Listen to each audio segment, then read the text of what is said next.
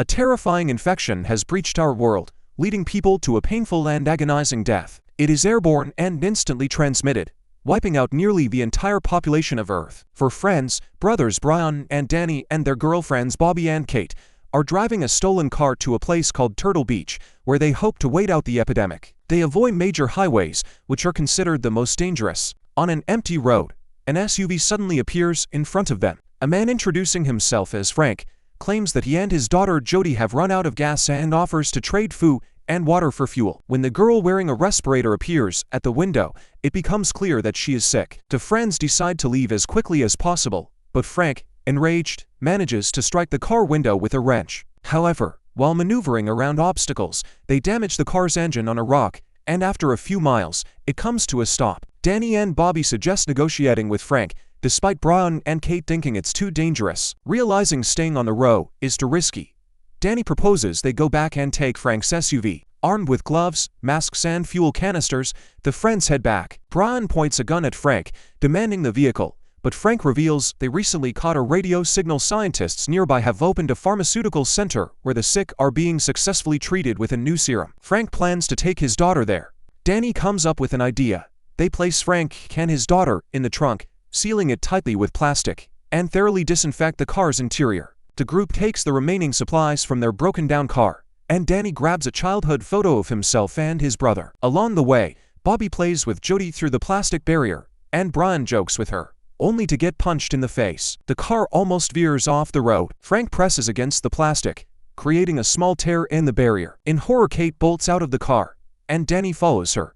On the way, they spot a car that had gone off the road. They plan to siphon its fuel, but upon looking inside, they find the body of an infected driver. Danny reaches for the key. As the gas tank is locked, the man's body, covered in sores and ulcers, suddenly starts moving. In his final agonizing moments, he can barely raise his hand. The guys quickly siphon the fuel and leave immediately. Night falls and they decide to camp under the open sky. While Brian and Bobby retreat to a tent, the others settle around the campfire. Danny shares that they are headed to Turtle Beach, a place they frequented in their childhood. There are practically no people there, and they hope to take shelter in an abandoned hotel and wait out the aftermath of the epidemic. Their peaceful evening is suddenly interrupted by the sound of gunfire in the distance. Soon, they notice two cars speeding toward them. Brian quickly extinguishes the fire so their camp won't be seen. The group freezes, watching as an armed man steps out of one of the jeeps and shoots the other driver. Afterward, the unknown assailant disappears. The next day, they drive past the body of the shot man, who has a sign attached to him. As they continue, they arrive at an abandoned town, seeing empty streets and the bodies of infected people tightly packed into plastic disposal bags. They reach a school where a relief center for the infected is open. Bobby decides to stay with Jody, while the others explore the building. However, the center turns out to be almost empty. In one of the rooms, they find a doctor who has become infected and is now in an isolation box with a dozen children. The man explains that the vaccine brought to their center only holds off the infection for 3 days, after which the disease strikes again with renewed force. Weakened and hopeless, the doctor begins preparing a lethal mixture of bromine and potassium for himself and his patients. Frank, unwilling to let the doctor and the others die, pulls out a gun and orders him to stop. After the doctor shares that the city no longer has electricity, and that gas and food supplies are almost exhausted, Frank begs him to save his daughter Jody. However, the doctor responds that it's impossible. He can only ease her suffering. Frank, having lost his last bit of strength, lowers the gun, allowing the doctor to end his and the others' suffering. Meanwhile, Bobby, who stayed with Jody, tries to cheer her up, but the girl suddenly starts gasping for air. Panicking, Bobby puts on gloves and a mask to enter the isolation room and help her.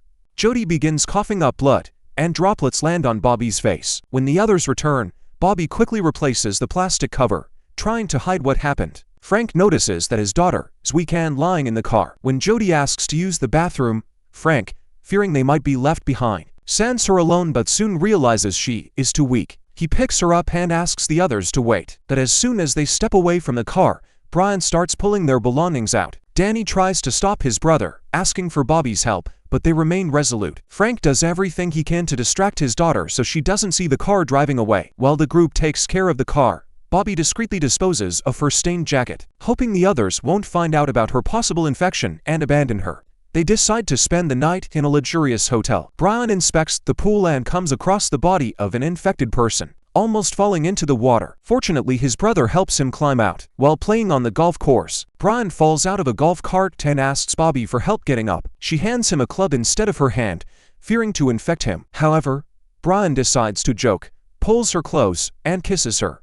But she pushes him away and leaves without noticing his strange behavior. Brian, along with his brother and Kate, continues to have fun, breaking hotel windows with golf balls, unaware that another group of survivors is using the hotel as a refuge. At night, Danny and Kate notice flashlight beams and hear voices in the hotel lobby. They run to the kitchen, grab knives, and try to hide. An armed man in protective gear enters, notices the missing knives, and quickly captures the intruders.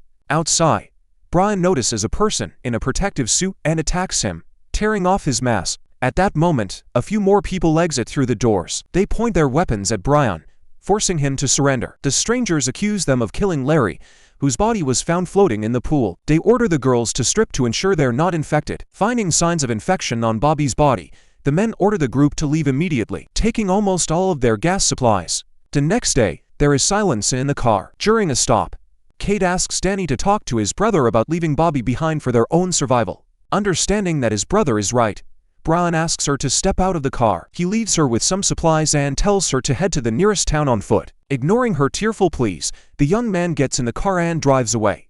Their fuel is almost gone. Seeing a car approaching, Brian blocks its path. Danny tries to negotiate with two women in the car about gas, but they reply that they're also running low and plan to leave. Suddenly, Brian pulls out a gun and shoots the driver. He orders the passenger to get out of the car, but she fires back. Brian mortally wounds her. Kate calmly goes to siphon gas from the car, while Brian grabs a canister to join her. But Danny, shocked by his brother's cold-blooded actions, lunges at him. Brian pins the bow against the car and accuses him of hypocrisy, yelling that he has to do all the dirty work for their survival, while Danny sits back, debating moral values. With nothing to say, Danny takes the canister and heads for the gas. The three continue their journey. Kate takes the wheel due to Brian's injury. Spotting a house by the road, Danny asks Kate to pull up. He wants to find medicine to treat his brother's wound. All the windows and doors are boarded up, except for a small window on the second floor. Danny climbs inside and finds an infected old woman with a shotgun, dead in her chair. He hears a noise from below, and when he goes down, he disgustedly notices a large dog devouring someone's remains. Danny grabs antibiotics from a side table but accidentally attracts the dog's attention. The enraged dog lunges at him, but he manages to fend it off. Covered in the dog's blood, he exits and begins to treat Brian's wound. To his horror, Danny discovers signs of infection on his brother's leg, likely contracted after kissing Bobby. He tells Kate everything but can't bring himself to abandon Brian. The three continue their journey, isolating Brian in the car trunk. By nightfall, they decide to camp by an open fire. Fearing abandonment, Brian takes the car keys. When he falls asleep, Danny and Kate quietly take the keys and gun, but Brian wakes up and pleads with them not to leave him. It turns out he swapped the keys, so they can't leave without him. In desperation, the older brother, unwilling to die a painful death, provokes Danny, who makes a tough decision. Danny bids his brother farewell forever. Afterward, he and Kate get in the car and soon reach Turtle Beach. Looking at familiar places, Danny realizes that this place will never be the same without his brother. He stares at the beach with sadness, knowing he will now feel only loneliness. And thus, the movie ends. Thank you so much for watching. Please subscribe to our channel.